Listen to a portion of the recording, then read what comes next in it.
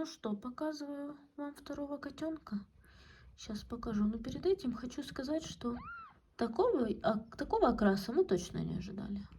Вы помните, что мы ожидали рыжиков, ожидали как Мишелька вот таких вот, ожидали как Гуфик. Но вот таких вот мы не ожидали. Вот сюрприз. Откуда? Откуда такие котята? Вот так вот. Мишель полна сюрпризов. Посмотрите, какой насыщенный, темный, черный цвет. Может, конечно, еще посветлеет, станет более понятен цвет. Но очень интересно. Ну, ждем третьего. Я думаю, что третий будет.